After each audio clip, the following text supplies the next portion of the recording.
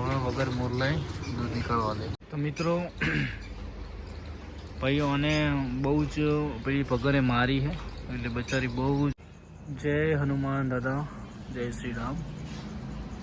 સવારે મોર્નિંગમાં 6 વાગે મિત્રો આવી ગયા છીએ આપણે બજારમાં થાળાની. તો સૌ પ્રથમ જય દ્વારકાધીશ, જય ગૌ માતા. તો આજની વ્લોગની શરૂઆત થાય છે સવારમાં અને આજથી આપણે જીમ સ્ટાર્ટ કરી રહ્યા છીએ.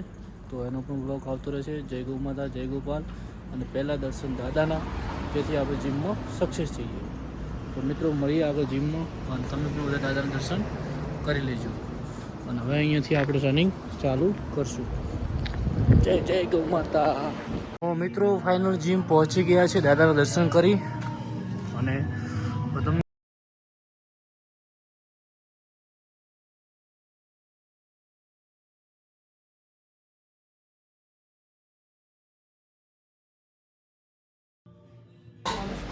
જય હિન્દ, જય ગૌ માતા. તો હવે અંદર આપણે જઈએ મિત્રો.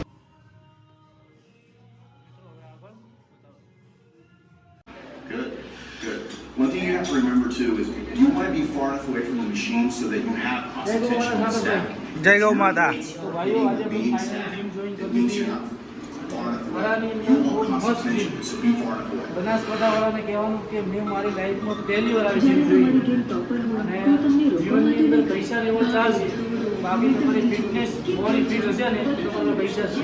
તો મિત્રો આજથી આપણે જીમ ચાલુ કરીએ છીએ અને ખરાની આજુબાજુમાં રહેતા હોય તો સાથે જઈને પંજાબ ફિટનેસમાં મુલાકાત લેજો. તો આપણે વર્કઆઉટ સ્ટાર્ટ કરીએ. મિત્રો પહેલા જીમમાં આવ્યા પહેલાં આપણે દોડીને આવ્યા હતા, તો હવે પુશઅપ મળી જશે.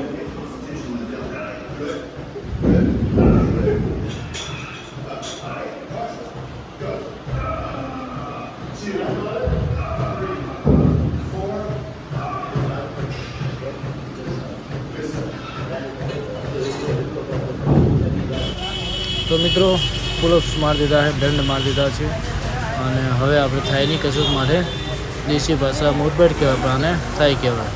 તો તમને કેવો લાગ્યો વ્લોગ અને તમે પણ જીમના વ્લોગ જોવા માગતા હો કે ભાઈ મિક્સનો વ્લોગ પણ જીમના તમે નાખતા રહેજો. તો પશુ લેવીસ કેન્દ્રમાં જીમના વ્લોગ પણ આવતા રહેશે તો એક મસ્ત મજાની ભાઈઓ કોમેન્ટ કરજો. અને હવે આપણે જઈએ છીએ ફાર્મ ઉપર. જય ગૌ માતા, જય ગોપાલ. હવે વર્કઆઉટ મસ્ત થઈ ગયું છે, બહુ મજા આવી ગયા તો ભાઈ. કેમ કે જીમ કરવાની એટલી બધી મજા આવે ને કહેવા જાઓ, તમારું શરીર સવારમાં મસ્ત થઈ જાય. પહેલાં તો ફ્રેશ. હું આજે 5:30 ગયો હતો અને હવે આપણે જઈએ. તો જય દ્વારકાધીશ ભાઈઓ. તો આજના બ્લોગમાં સ્વાગત છે. સવારે જીમ ગયા હતા ને અત્યારે આવી ગયા છે ફાર્મ ઉપર.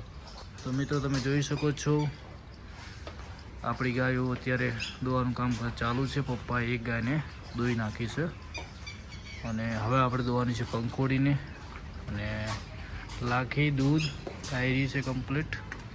સીવાની દોવાનું બાકી છે. તો મિત્રો કેમ છો બધા? મજામાં? અને મિત્રો મસ્ત કોમેન્ટ કરજો. જીમ ચાલુ કરી છે તો એના વ્લોગ પણ તમે ખૂબ દિવસ જોવા માગતા હોય તો કોમેન્ટ કરી દેજો મિત્રો. અને આજે આપણે આ ગાયને થોડુંક પેલી ગાય વગાડ્યું છે તો આ બાજુની થોડીક નરમાશ છે અને સેજ કાળી ગાયે વગાડ્યું છે, પાવર પાડ્યો છે આજે. તો થોડી ઢીલી છે. તો મિત્રો ગૌ માતા રેડી થઈ જાય એવી જ આપણે ઈચ્છીએ છીએ. અને લેબડાનો પણ ગ્રોથ મસ્ત છે અને આજે કમ્પ્લીટ ફૂગો કર્યું છે. જેમાં આપણે ખેતર ખેડવું પડે મને વ્યવસ્થિત આજે કમ્પ્લીટ કરી દીધું. તો બધાને જય ગૌ માતા, જય ગોપાલ. અને હવે આપણે ગાય દોઈ નાખીએ પછી તો મળીએ આગળ. તો મિત્રો ભાઈઓને બહુ જ પેલી પગરે મારી છે એટલે બચારી બહુ જ આજે નરમ પડી ગઈ. નક્કી બધા ગાય આ ટાઈમે બેસતી નહીં પણ પાવર જ પડ્યો છે. જમણ જલ્દી કાલ સુધી સાજી થઈ જાય રેડી પર. ગૌ માતાને હેરાન ના થવું પડે એટલી ભગવાનને આપણે બધા પ્રાર્થના કરીએ કે જ્યારે ગૌ માતા પરેશાન થાય એટલે આપણને પછી હોવું જોઈએ ના. તો મિત્રો શિવાનીનું મિલ્કિંગ થઈ ગયું છે, ગઢનું થઈ ગયું છે, પંખોડીનું પતી ગયું છે. હવે બાકી છે એક આ પંખોડી ફીડ પણ થઈ રહ્યા છે.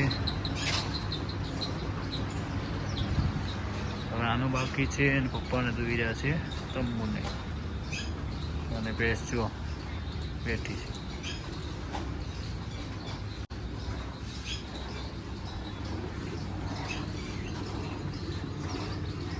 તંબુ હવે વગર મોરલાય દૂધ નીકળવા દે.